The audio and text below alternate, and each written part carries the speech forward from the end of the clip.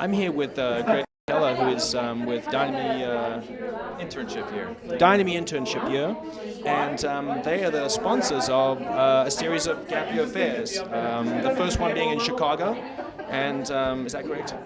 Somewhat. We started this fall with a fair in Atlanta, Georgia. Okay. We did one in Hanover, New Hampshire, also in the fall, and then this series has started in Saturday in Chicago. Okay. Yeah.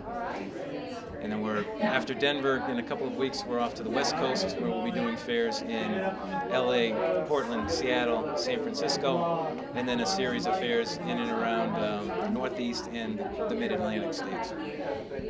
Great. So, what do you? How's the turnout of these fairs been? It varies city to city and a little bit from year to year. It's building, kind of growing from where we were last year. We did a fair in Chicago, as I mentioned, just this past Saturday. Last year, at that same fair, which was the first time that we'd sponsored it, we had 12 programs represented, 12 exhibitors, and we registered 89 students, families, consultants. On Saturday, we had 25 programs represented, and we registered 150 students. So the word has definitely spread, certainly in Chicago, and the turnout there was fabulous. That's on par with turnouts that we had last year in Washington, D.C. and in Boston. In places like Portland and in Seattle, it's a bit lower than that, or it was last year, but we're working hard to come back to those cities to just raise awareness about gap year generally, and to and the fairs then specifically, so we have a larger turnout. So now, why would somebody, a parent with their children, why would they want to go to a gap year fair? What would they benefit by going to a gap year fair? The big benefit is that they have the opportunity to meet with a variety of people representing a variety of programs, and that's what's so impressive about this group of 22 programs that we have here today, that there's just so many different options for students and families to really consider.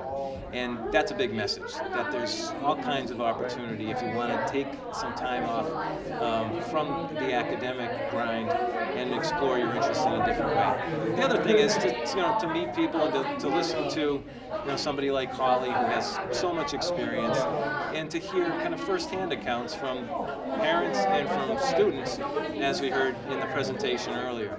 So, I mean, I just think even if the student or parent is not quite certain that they want to do a gap year, but they just want to explore options, it makes a lot of sense to be here, to have those conversations, and to consider the opportunity that is a gap year experience. Great. Now, could you tell me something about your organization, Dynamy Internship Year? Could you tell me something about it? Sure. Thanks for asking. Dynamy Internship Year has been in Worcester, Massachusetts for 40 years. Our 40th anniversary is next year, so we were founded in 1969. We're fairly unique in the fact that we run our program and it's based in one place. We do our thing in Worcester, Massachusetts. And the components of the program are full-time internships, residential life. Our interns are living in apartments together, so there's a sense of community. We do a lot of community service. We start the experience with an outward bound style adventure challenge, and we also offer academic courses, so those students who want to keep their hand in the traditional academic may do that in a way that's kind of connected to the experience that they're having. So our students can earn credit for their internship experience by taking those classes. The focus, though, is on full-time internships. And since we've been in Worcester for these 40 years, we've developed a network of over 240 internship sponsors. And for those interns who are with us for the full academic year, they do 3 9-week internships that are meant to be educational and meant to be internships where they produce for the organizations they're in. So it's a wonderful opportunity to explore a number of different interests that they have in a real-world environment before they head off and make a serious commitment of time and money to college, to a course of study. So we work with students kind of in the traditional gap year sense, those who are just graduated from high school, but we also see students who are kind of stepping out of college for a period of time. We've got a guy with us right now who's at Wake Forest, he wanted to change his major to environmental studies. They don't offer that, and he wanted to test it out before he goes and he transfers schools for that, that degree path. So we work with all kinds of kids.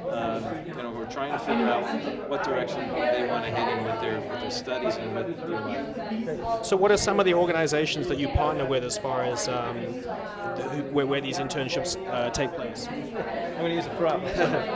Funny you should ask. Yeah, I mean, we have this list of over 240 internship sponsors. They're all in and around Worcester, of course, because that's where we're doing our thing. And the range is really impressive. We've got internships at white-collar types of businesses, finance and law firms. We've got internships in education and in government. We've got them in journalism. We have internships in the crafts and the arts, and also in some of the trades. So I think we accommodate a whole range of kids and a range of interests very well. So it's a fairly diverse group that we're working with geographically, but also in terms of their backgrounds and their interests. And they're living together, exploring the city, exploring their interests, and they have support in doing that, both in the program and from the community of interns that they're experiencing their internship year with. Well, thanks very much, Greg. Richard, thanks a lot. Thank you. Thanks.